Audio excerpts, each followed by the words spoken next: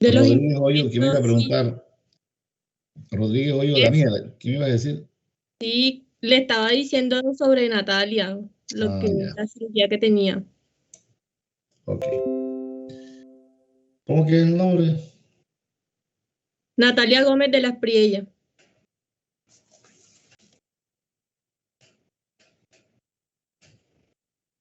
Gómez.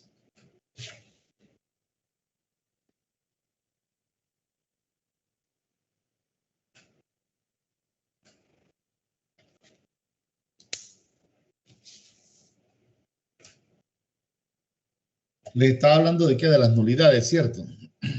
Lo último que vimos fueron las nulidades. Sí, señor. Ok. Decíamos de que hoy, pues, antes la norma decía que cuando se había que practicar pruebas se tramitaban como un incidente. No sé si les dije que no confundan incidente con nulidad. Las nulidades no son incidentes. Las nulidades tienen un trámite propio. Por eso la norma nos dice que si se propone una nulidad, se le dará traslado a la otra parte. No dice cuál es el término, pero entonces hay que irnos al artículo 110. Se le da un traslado por 3 días y el juez va a resolver.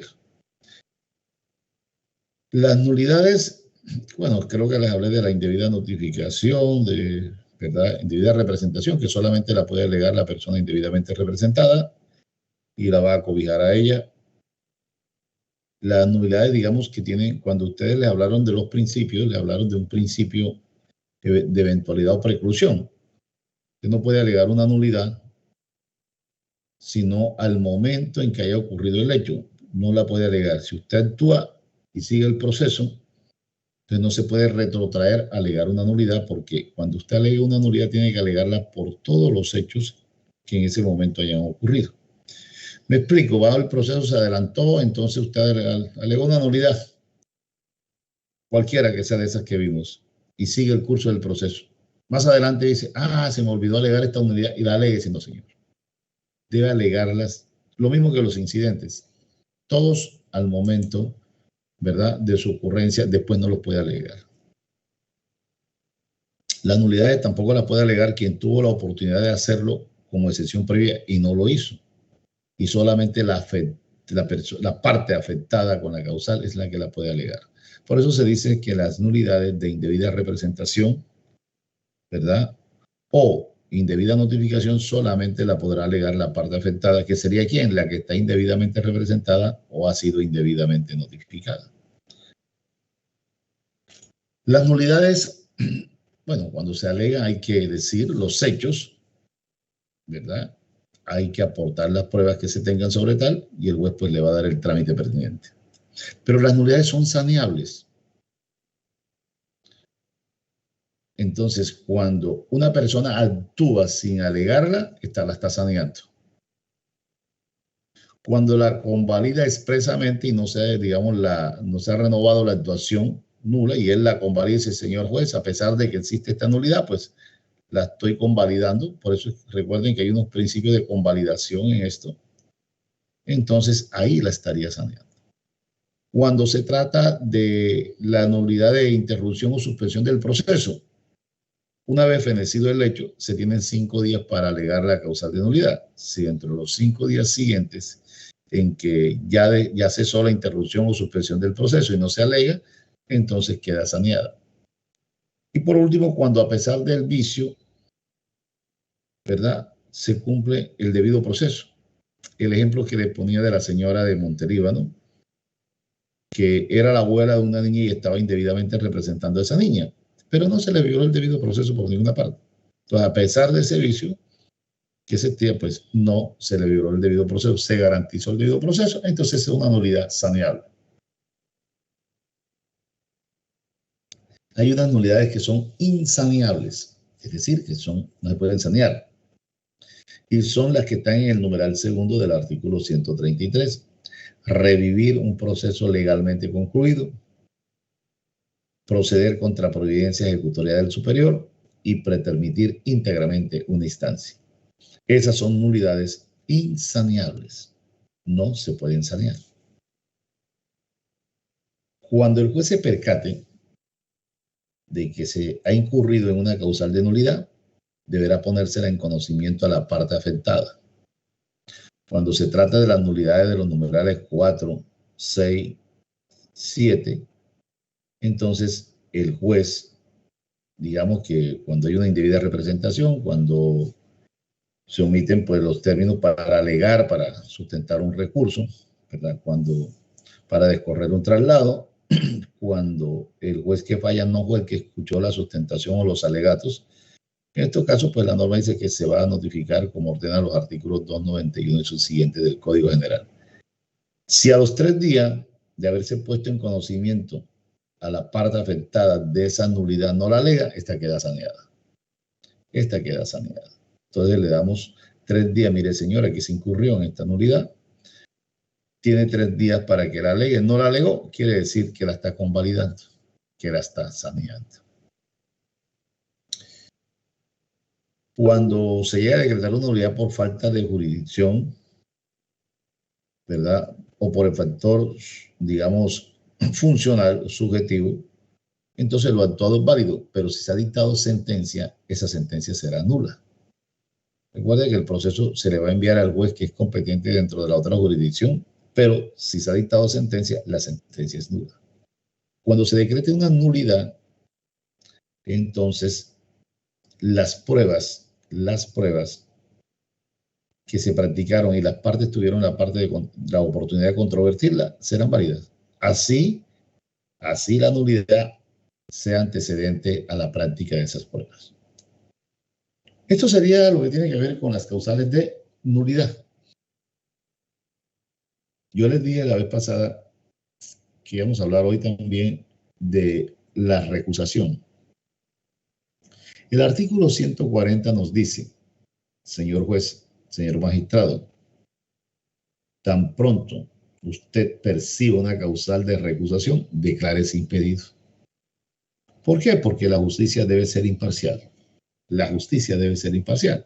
Entonces, tan pronto se observe, ¿verdad? Usted tenga conocimiento de una causal de recusación, declárese impedido. Entonces, podríamos decir que las causales de impedimento son las causales de recusación. La Corte Suprema de Justicia, bueno, cuando un juez se declara impedido, se lo pasa al que le sigue en turno. Si éste considera de que no debe declararse impedido ese juez, se lo envía al superior funcional para que te decida. Si es un magistrado, se le pasa al magistrado que sigue en turno. Correcto, vamos a decidir si efectivamente está o no está impedido para aceptar el impedimento. Pero mire que la norma en la parte final nos dice algo que la Corte Suprema aplica y no aplica. Cuando se declaren impedidos varios magistrados, o todos, entonces la norma nos dice que eso lo va a decidir una sala de conjueces. Yo no sé si yo les he hablado a ustedes de los conjueces. ¿Qué son los conjueces? Son personas naturales que reúnen los requisitos para un cargo determinado, por ejemplo, para magistrado de tribunal. Entonces, previendo de que todos los magistrados o varios se puedan declarar impedidos, se nombran unos conjueces. Es como, entonces ellos en ese momento entran a administrar justicia. En particular, los que se inscriben, entre otras cosas, es un cargo que no es remunerado. Es injusto porque no es remunerado. Entonces la gente quiere ser conjuez por hoja de vida, por tener hoja de vida. Pero cuando concurre alguna causal de impedimento de varios magistrados o de todos, la norma dice que lo debe resolver unos conjueces en sala de conjueces. Sin embargo, la Corte Suprema de Justicia, hay unos casos donde aplica esa norma y hay otros donde no la aplica. Y sí tiene razón, pero bueno, es la ley la que está, digamos, mal redactada. Les pongo un ejemplo. En la sala de la cual yo hago parte acá en el tribunal, estamos 5 magistrados. Vamos a suponer que nos declaramos impedidos 3. Quedan 2. Quedan 2 magistrados. ¿Por qué razón esos 2 que no están impedidos no entran a resolver, ¿verdad?, esos impedimentos? Tiene que mandársele a una sala de conjueces. No habría razón, pero así está consagrada la norma en la parte 140, en la parte final del artículo 140. Entonces, mire, el artículo 141 trae unas causales de recusación. Obviamente que las causales de recusación van a tener aplicaciones porque el juez no se declara impedido. ¿Por qué? Porque tan pronto el juez o el magistrado, bueno, el magistrado es un juez, lo que eso es un juez colegiado, advierta una causal de impedimento, perdón, de recusación, debe declararse impedido. Debe declararse impedido.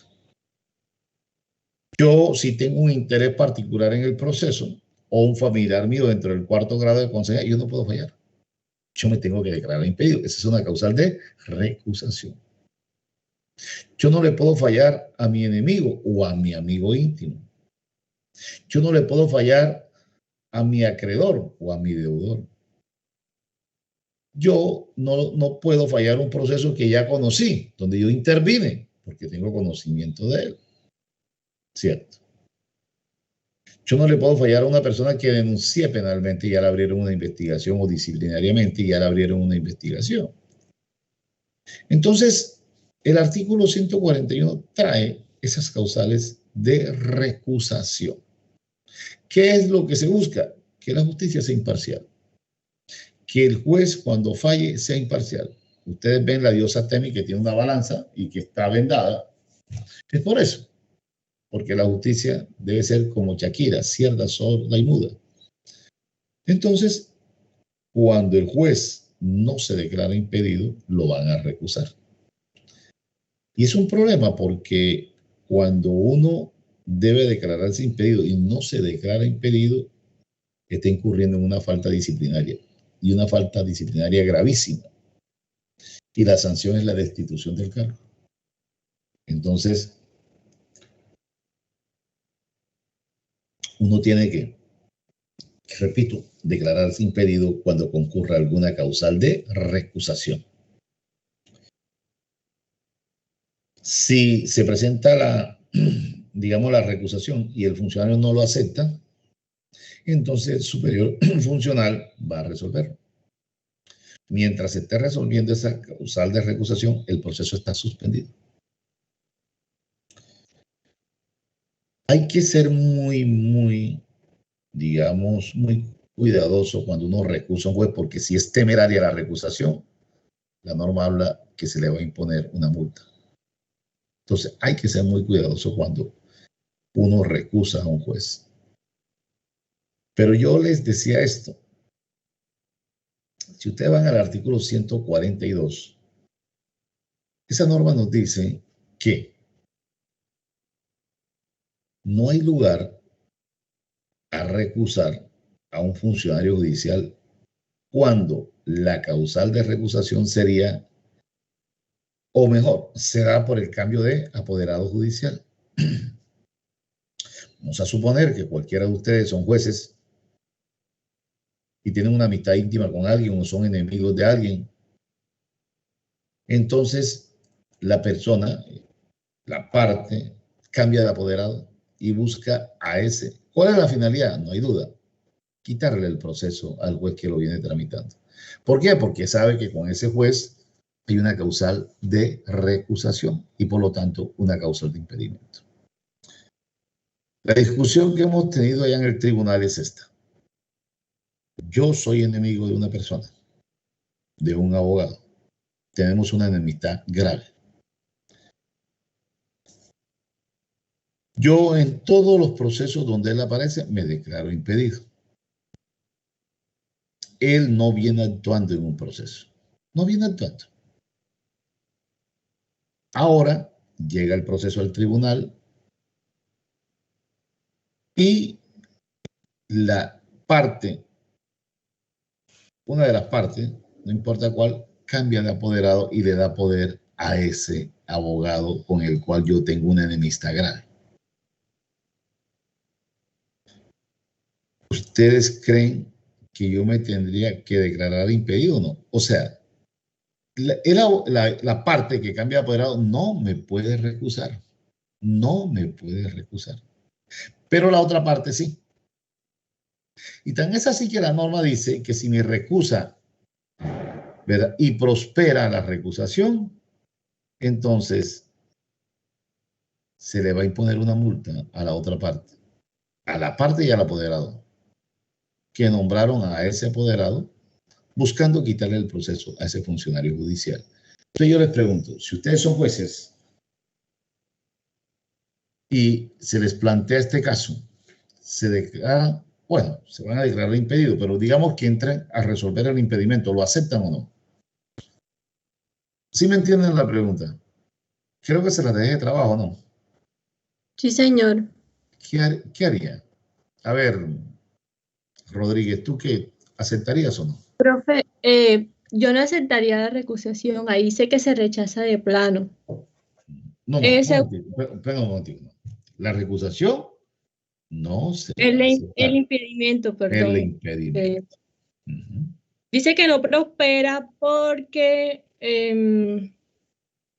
no, los hechos deben de estar facultados, según una sentencia que encontré, y que eso es una causal subjetiva, o sea, que viene siendo de las partes.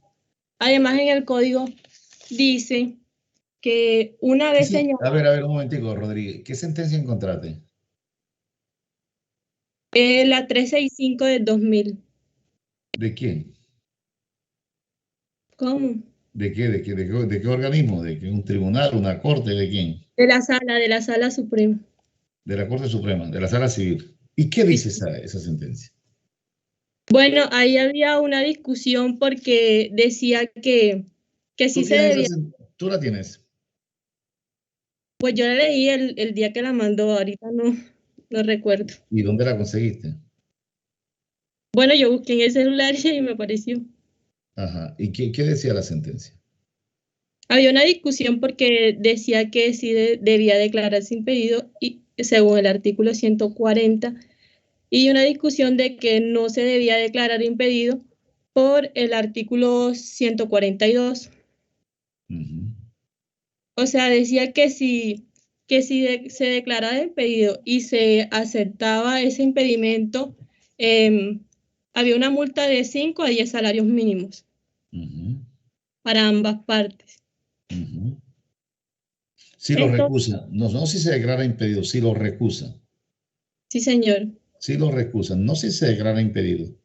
Ajá. Exactamente, él tiene que declarar ese pedido. Entonces, allá hay una discusión si se acepta la recusación o no se acepta. Ajá. Pero la recusación la va a hacer en la otra parte, Sí, señor. no el que cambió de apoderado.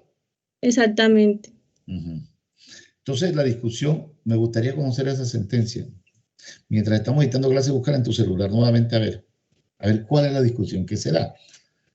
Porque Ok. mire lo que dice la norma. Mire lo que dice la norma.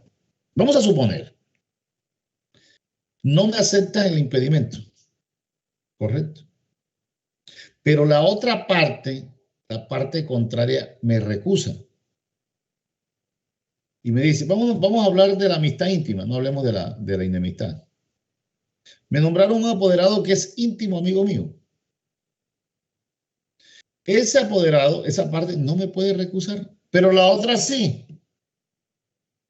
La otra parte va a decir, señor, si como usted no se declaró impedido, lo recuso. ¿Por qué? Porque usted tiene una amistad íntima con ese señor. Y les pregunto, ¿prospera la recusación o no prospera? Y está demostrado que yo me vengo declarando impedido en otros procesos porque con ese abogado yo tengo una amistad íntima. Les pregunto, ¿prospera o no la recusación? Mira, está haciendo la otra parte, no el que cambió de apoderado. Si es la otra parte, sí, doctor. Entonces la pregunta es, ¿y por qué entonces no me puedo declarar impedido? Si la norma está diciendo 140, tan pronto usted advierte una causal de recusación, declárese impedido. A ver, la causal de recusación no desaparece, sigue siendo causal de recusación. El problema es quién la puede invocar. Entonces me gustaría a ver qué fue lo que debatieron en esa sentencia. Pero ahí decía que O sea, que debe tener un material probatorio, porque si no tenía material probatorio, no prosperaba. No, pero es que, no, un momentico. ¿El material probatorio cuál es? Yo siempre me vengo declarando impedido y me lo aceptan. Ya está decantado que sí. Yo te pongo una pregunta, Beatriz. ¿Beatriz te llamas tú? Rodríguez, perdón. Rodríguez Daniela. Daniela, yo tengo una pregunta, Daniela.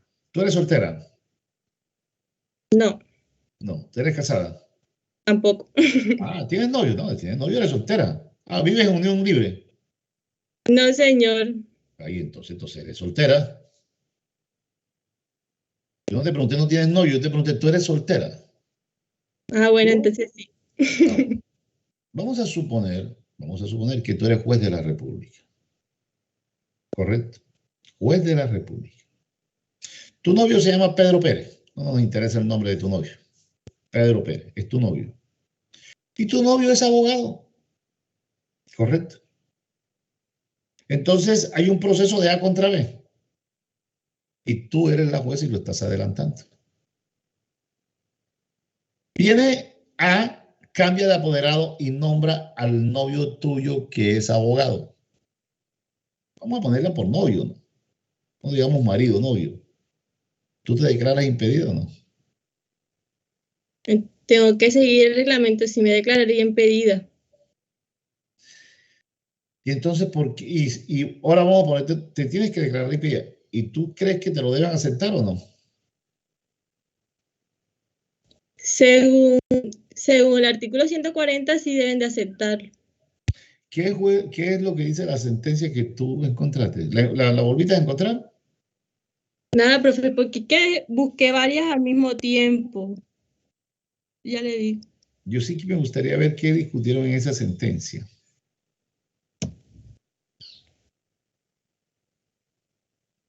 Esa es una discusión que nosotros tenemos planteada en el tribunal, allá, en el cual yo hago parte. Hay unos magistrados que dicen que sí, otros que no. Entonces yo salvé el voto porque yo digo que sí tienen que aceptar el impedimento. Por una simple y llana razón. Yo no le puedo fallar a una persona con la cual yo tengo unos lazos.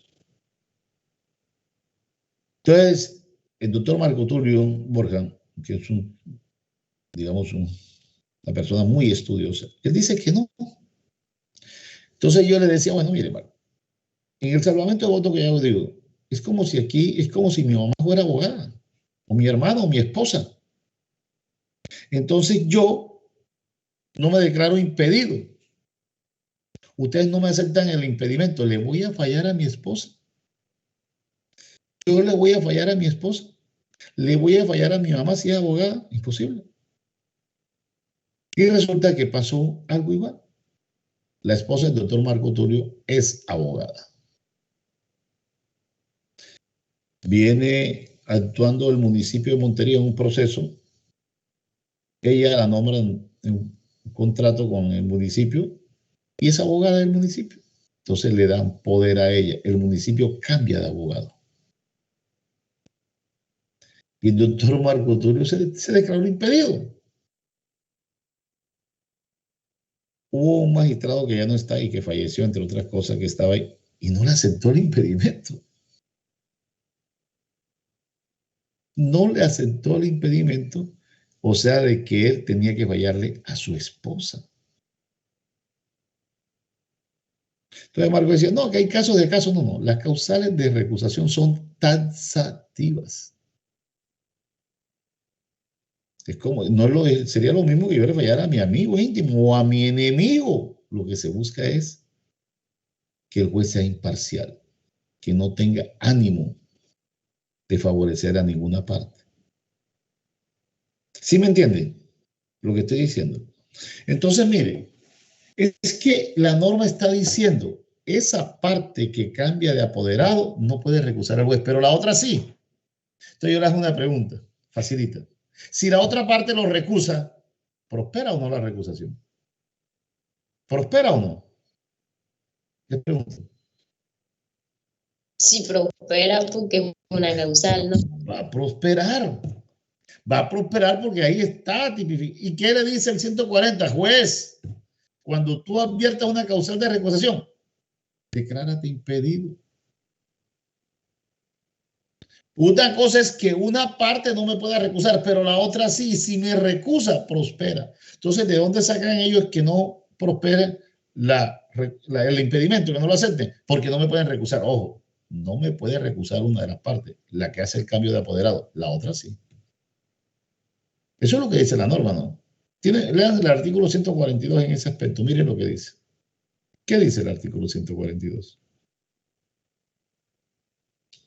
Y en ese aspecto, alguien que tenga el código, mire.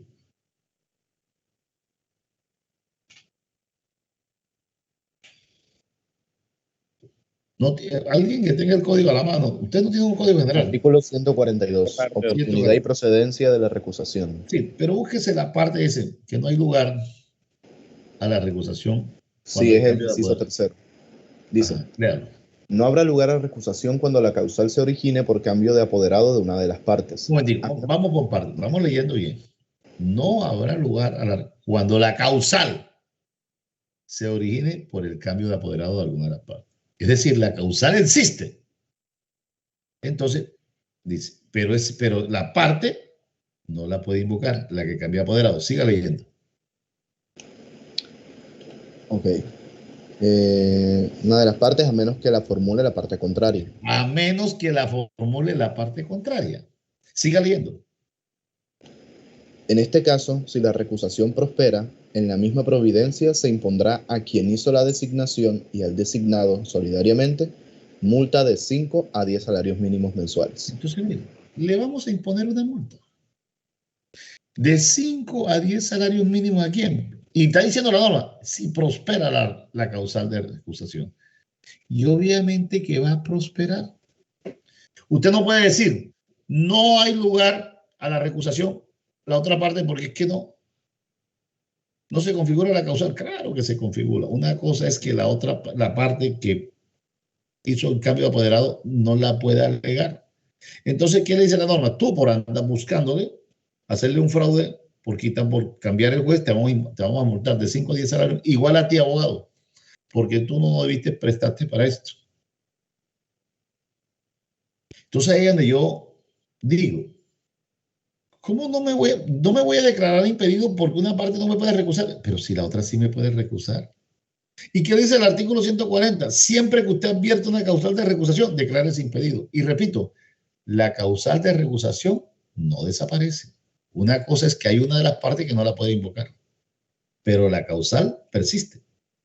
Persiste.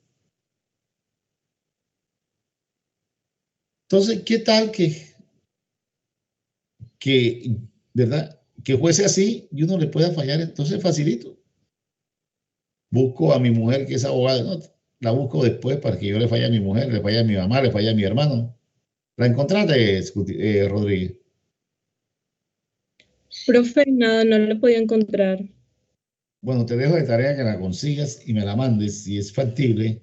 Ahí pues yo no sé si me la puedes mandar a mi WhatsApp, no, si tiene el teléfono mío 300-203-3630. Quiero ver qué fue lo que ahí está en el grupo.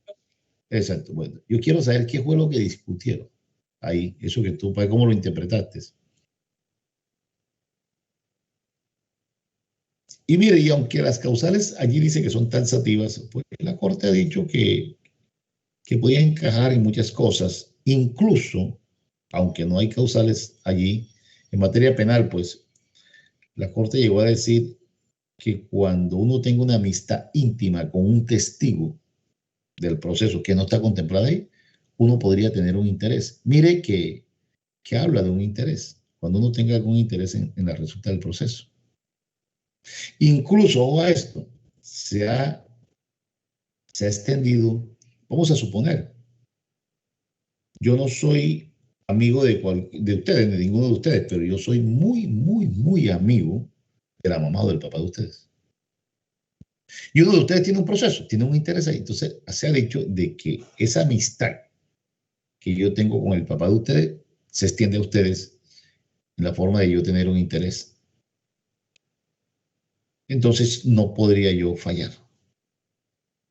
Porque, repito, lo que se busca es que el juez sea totalmente imparcial. Totalmente imparcial. Pero bueno, ahí está, son causales que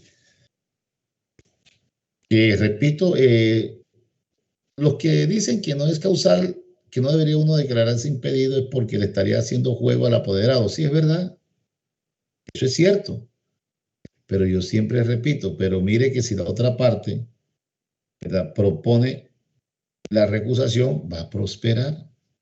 Entonces me van a decir, ¿por qué no te declaraste impedido? Ah, porque una parte no me podía recusar, pero la otra sí. Y a la luz del artículo 140, usted cuando advierta una causal de recusación, debe declararse impedido. Debe declararse impedido.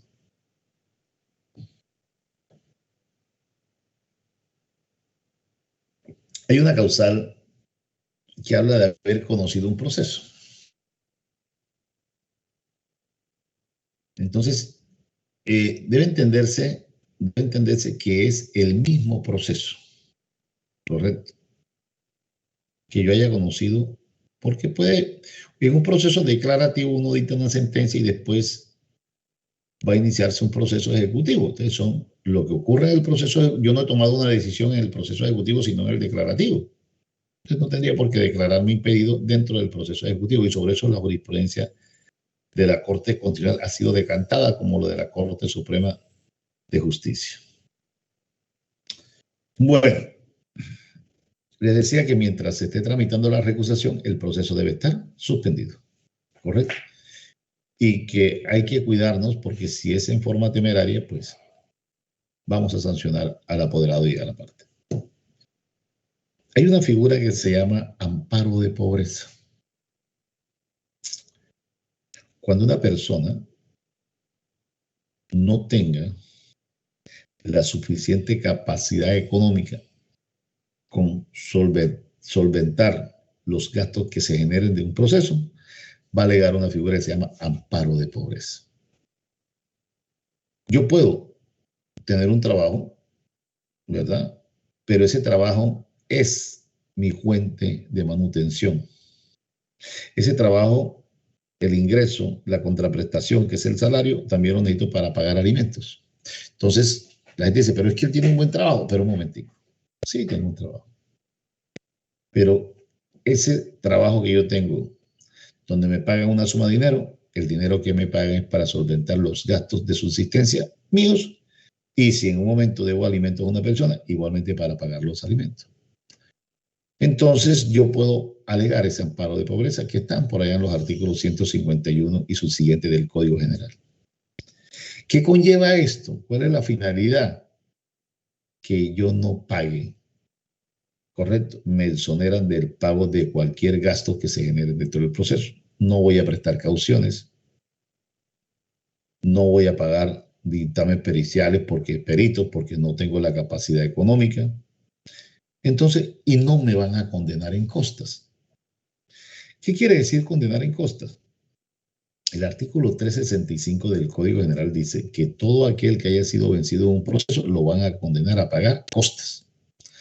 ¿Qué son las costas? El artículo 361 del Código General nos dice que las costas están compuestas por los gastos que se dan dentro del proceso y las agencias en derecho.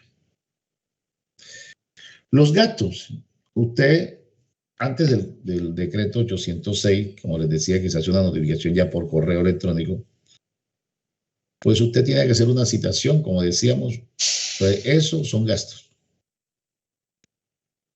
Usted tiene que pagar a un perito porque se hizo una diligencia, esos son gastos. ¿Quién paga esos gastos? La parte vencida. Usted los paga, pero después usted los va a reportar al juzgado para que lo incluyan en la liquidación de costas.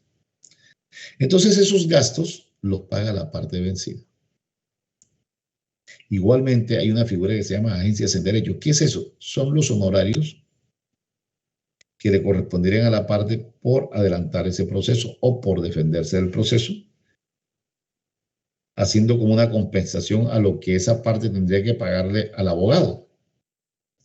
Entonces, de acuerdo a lo contencioso del proceso, y aquí viene algo inverso, si la condena es mayor, las agencias de derecho serán menor.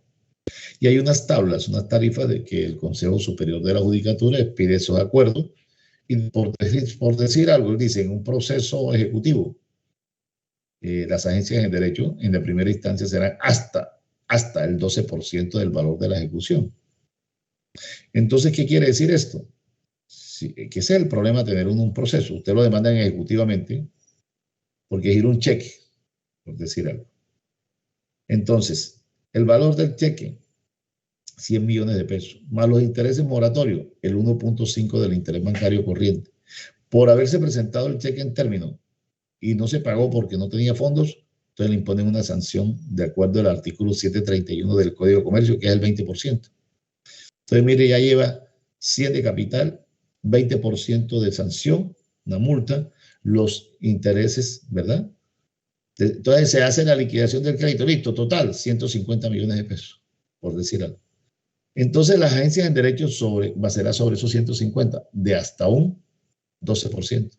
Póngale que un 10%, entonces le meten ¿cuánto? 15 millones de pesos. Bueno, de 10% de 150 serían 15 millones de pesos. Entonces, ¿eso quién lo paga? La parte que es vencida en un proceso. En cambio, que si están parados por pobre, no lo van a condenar a pagar costas. ¿Me entendieron? ¿Me entendieron? Yo puedo pedir el amparo de pobreza con la presentación de la demanda. Obviamente hay un abogado, no tengo un qué, pero entonces el abogado al momento de presentar la demanda, ahí mismo se solicita el amparo de pobreza. Sí, está corriendo un término de prescripción, se suspende hasta tanto se nombre, digamos, el juez se pronuncie sobre el amparo de pobreza. Si hay que nombrarle un apoderado judicial al que está pidiendo un amparo, entonces el término va a correr cuando se nombre el apoderado, ¿verdad? Y acepte, se reanuda el término. Igual que el demandado. Se notificó al demandado, entonces él alega un amparo de pobreza para que el juez le nombre un abogado, un curador. En la lista de auxiliares de la justicia, que es cada 2 años, entonces el Consejo Superior lleva esta lista, ustedes se inscriben y no digamos que el abogado que actúe como a favor de quien pide el amparo de pobreza, le tiene derecho bueno, si hay una condena en costas, las agencias en derecho son para el abogado, porque hay un problema. Digamos que las partes no saben mucho de esto, entonces los abogados, vamos a suponer, yo contrato a un abogado, te contrato a un contrato de prestación de servicio, ¿cuánto me vas a cobrar por llevar a adelantar este proceso? Te voy a cobrar 20 millones de pesos, ok, 20 millones de pesos. Adelantan el proceso y resulta que en ese proceso condenan a la otra parte a que pague costa. ¿A quién? A mí, no al abogado, a la parte. Pero ¿qué hacen la mayoría de los abogados? Esa plata se la coge. Porque la primera facultad que coloca un abogado en un poder, ¿sabe cuál es? Yo creo que se las decía. Mi apoderado queda ampliamente facultado. ¿Para qué? ¿Para qué? Para recibir. Para recibir. Es la primera facultad que él mismo se está dando. Entonces, si él tiene poder para recibir, y recuerden que también tiene ese mismo poder, le sirve para iniciar el proceso ejecutivo a continuación de este proceso. Entonces, las agencias en derecho que son de la parte, no del abogado, el abogado se las coge. Entonces, a veces sale ganando más el abogado que la parte. Entonces, acá el artículo, pues, nos dice de que si hay alguna condena en costas, las agencias en derecho serán para el abogado que está actuando en representación del amparado por pobre. Yo quiero que ustedes me ayuden a interpretar una norma, y es el artículo 155 de ese código. Y es esto. Porque nosotros tuvimos un caso, de pronto yo que lo fallé, estoy equivocado, no sé, pero quiero que me ayuden. Cuando se nombra un apoderado para que actúe como abogado de alguien que se le ha concedido el amparo de pobreza, la norma dice que si hay condena, en los procesos declarativos será de un 20% y en los demás procesos un 10%, si él obtiene provecho económico. La pregunta es, después más adelante dice un inciso que si es la parte cambia de apoderado, entonces ese abogado que venía actuando como abogado del amparado puede pedir la regulación de los honorarios. ¿Me entendieron? Eso dice el artículo 155. Pasó un caso donde viene un abogado actuando y digamos que le conceden el poder a otro abogado. En el proceso más adelante, la parte obtiene provecho económico. El abogado que es desplazado dice que él tiene derecho a que le paguen ese porcentaje. Yo quiero que ustedes lean el artículo 155 y me digan si es así o no.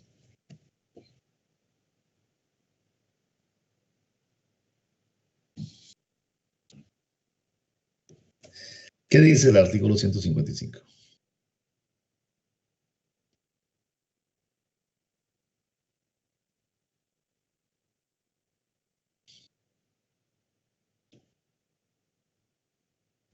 No tienen el que me leyó al rato la norma, 155. ¿Qué dice? Artículo 155.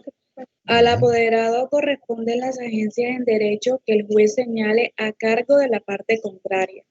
Si el amparado tiene provecho económico por razón del proceso, deberá pagar al apoderado el 20% de tal provecho, si el proceso fuere declarativo, y el 10% en los demás casos.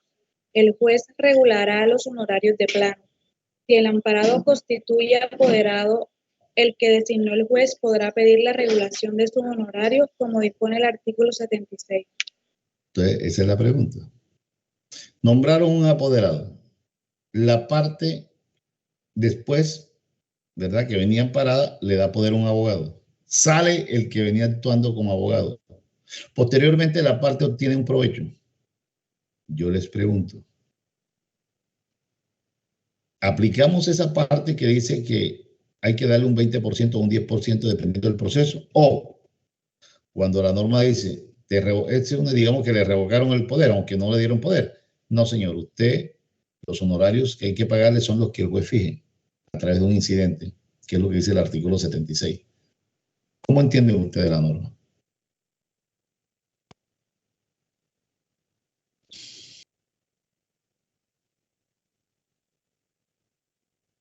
Bueno, yo particularmente, que me tocó fallarlo, por eso lo digo, yo consideré que cuando hay estos casos, no hay lugar al pago de que trata el inciso anterior a este.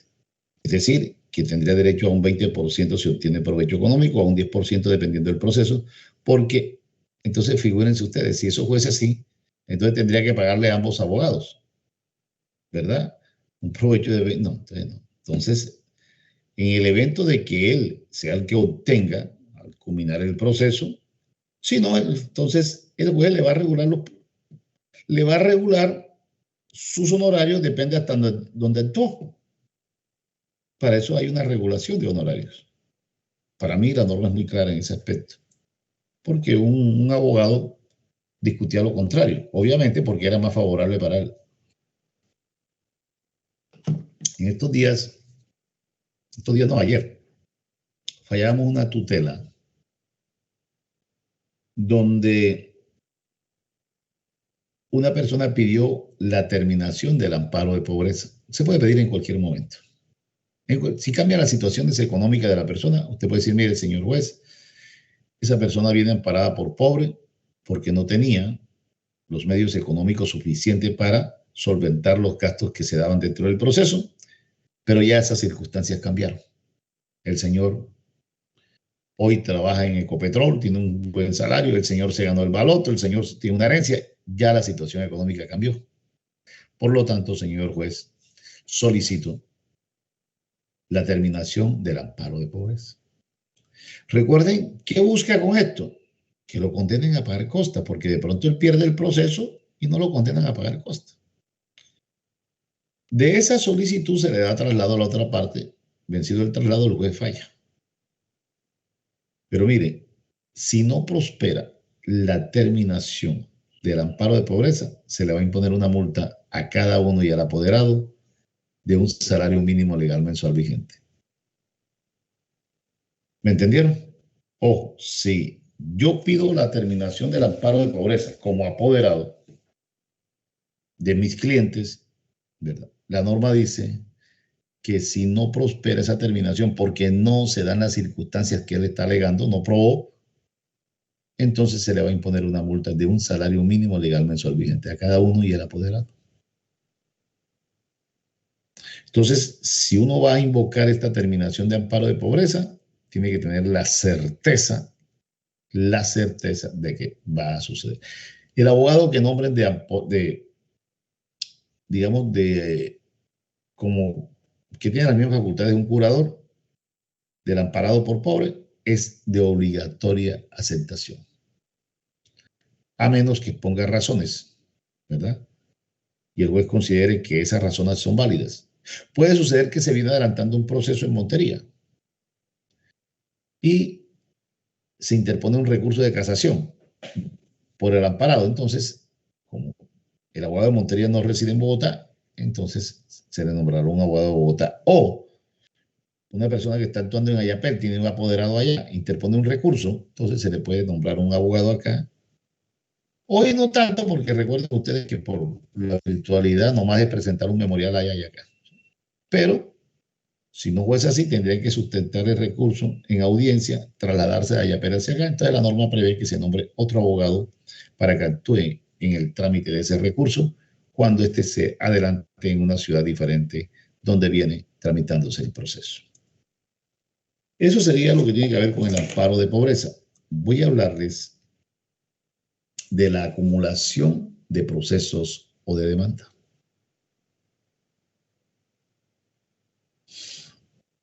Que debía hablarles primero de esto porque me salté la acumulación y me fui para el amparado de pobre, ¿verdad?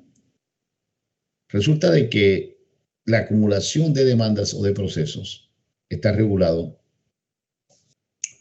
por acá en los artículos que es 148, 149, 150, que habla de la acumulación de procesos y de demandas. Se pueden acumular dos o más procesos que estén en la misma instancia.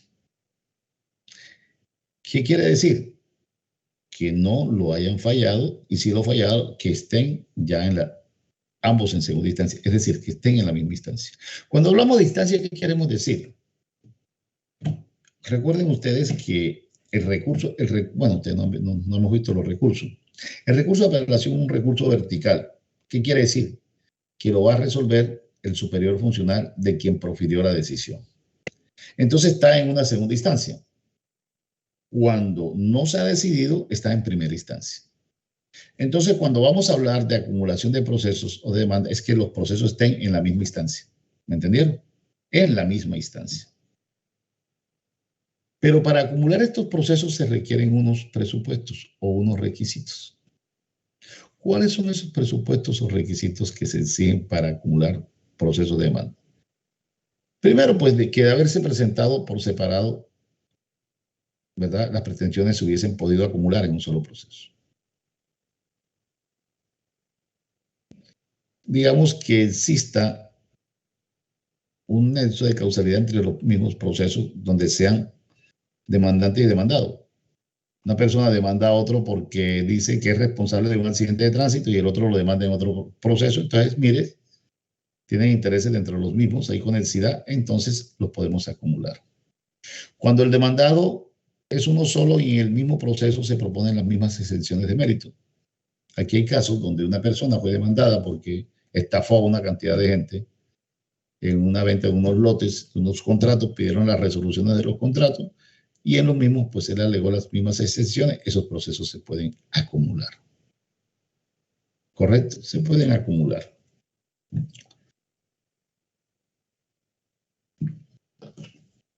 Igualmente se pueden acumular demandas, siempre y cuando se pudiesen acumular las pretensiones dándose los requisitos del artículo 88. Recuerden que para acumular pretensiones se exigen unos presupuestos. ¿Cuáles son?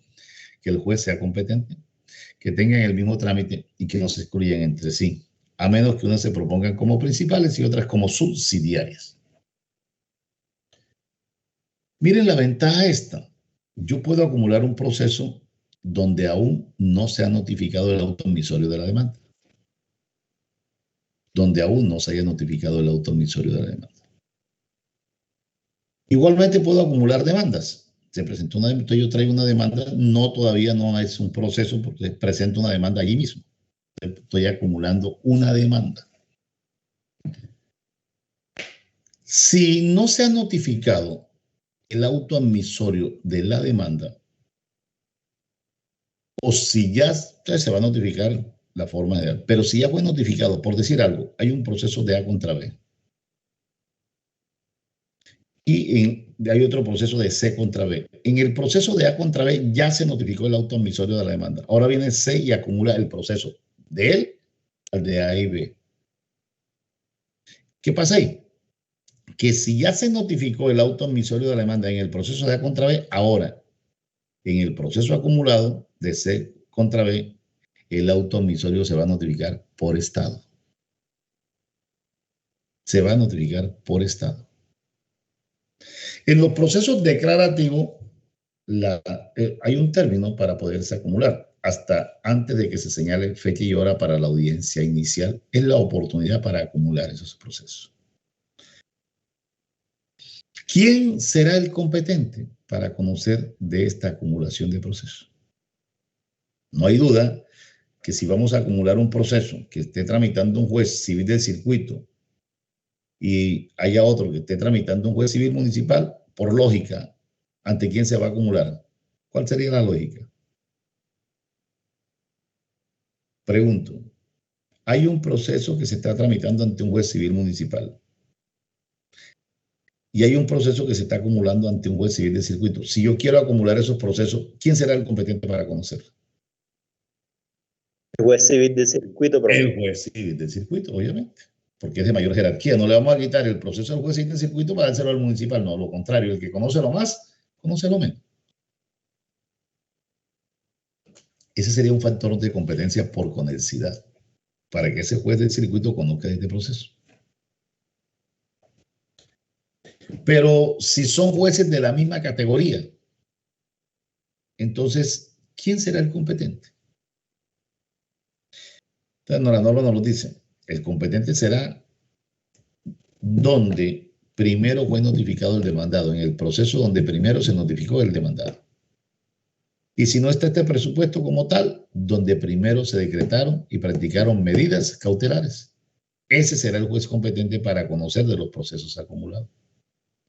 La acumulación puede ser en forma oficiosa o a petición de parte. Si el proceso se está tramitando ante el mismo despacho donde se presenta la acumulación, el juez de plano decide. Si no, habrá que llevarle las pruebas de la demanda que se presentó, que se está tramitando en el otro proceso. El juez oficiará a esos despachos judiciales para que le remitan los procesos si considera que efectivamente hay lugar a la acumulación del proceso. ¿Cuál es la finalidad? Aplicar un principio, ¿cuál? De economía procesal. Esa es la finalidad que se busca con la acumulación de procesos. Aplicar un principio de economía procesal.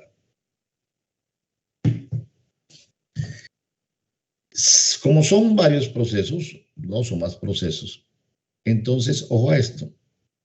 El juez que ya esté conociendo de esa acumulación va a suspender el que vaya más adelantado, más avanzado, y dejarlos en la misma actuación procesal a todos. Repito, el proceso que vaya más adelantado se suspende hasta tanto el otro que se le acumula llegue a la misma etapa procesal.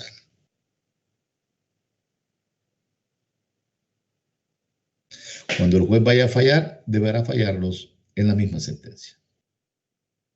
Cuando el juez vaya a fallar, deberá. Recuerden ustedes que yo les puse un ejemplo de pretermitir íntegramente una instancia. Y ese es uno de los ejemplos. ¿Qué tal que el juez, hay una acumulación y se pronuncie sobre uno y no falle el otro, y apelen, y el juez de segunda instancia se percata de eso y profiere la decisión del que el juez de primera instancia no profirió. Allí se estaría pretermitiendo esa instancia y sería una causal de nulidad insaneable. Recuerden que las causales de nulidad insaneable, ¿cuáles son? Vamos a ver si se acuerdan. ¿Cuáles son las causales de nulidad que dije que eran insaneables? Mire cómo salen a buscar los cuadernos. Salen a buscar el cuaderno, aquí fue lo que dice. Cierto. No. Revivir un proceso legalmente concluido, pretermitir íntegramente una instancia, proceder contra la providencia ejecutoriada del superior. Son las causales de nulidad insaneable que trae el código.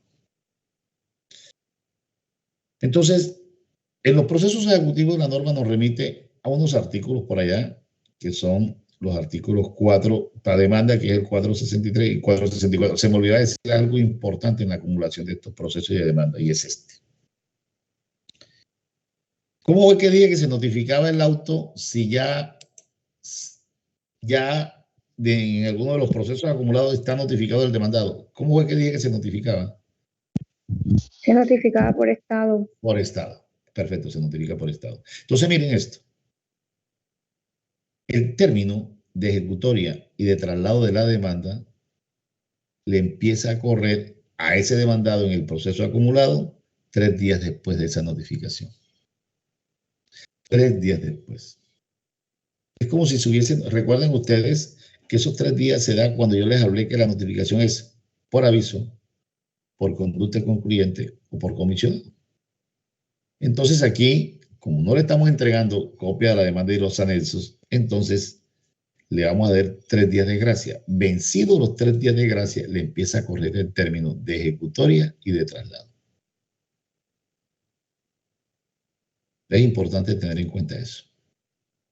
¿Cuándo es? Cuando en un proceso, en el proceso acumulado, ya el demandado fue notificado.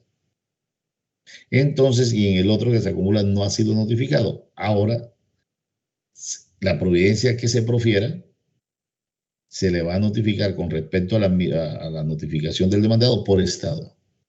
Por estado. Como quiera que el demandado no ha sido notificado del auto admisorio en este proceso, entonces notifíquesele por estado. Él tiene un término para ejercer el derecho de defensa, dependiendo de la clase de proceso. Entonces, bueno, tiene que ser un proceso verbal de mayor o menor cuantía, porque si es verbal sumario no admite acumulación de procesos. Entonces, el término le empieza a correr 3 días de... Ojalá no se les olvide. Vea que se lo estoy diciendo. Les empieza a correr 3 días después de haberse notificado por estado. ¿Cuándo? Cuando en uno de los procesos acumulados ya ha sido notificado el demandado. Ojalá no se les olvide. En la próxima clase, que es mañana, ¿cierto? Vamos a hablar de las providencias judiciales. Vamos a hablar de la aclaración de esas providencias. Vamos a ver cuándo queda ejecutoriada una providencia judicial. Vayan leyéndose los artículos 278 y su siguiente del Código General.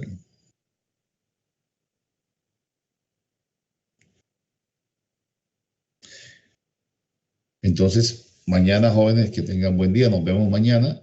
Y vayan leyéndose esas normas para que entiendan mejor. Correcto. ¿Cómo que te llamas tú? La del novio. ¿Cómo que esta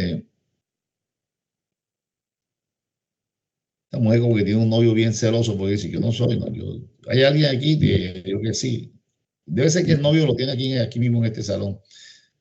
Eso tiene que ser. Cierto, eso no lo dudes, porque ¿cómo dijiste tú que no quieres? No le hagas Mabel. ¿Ah?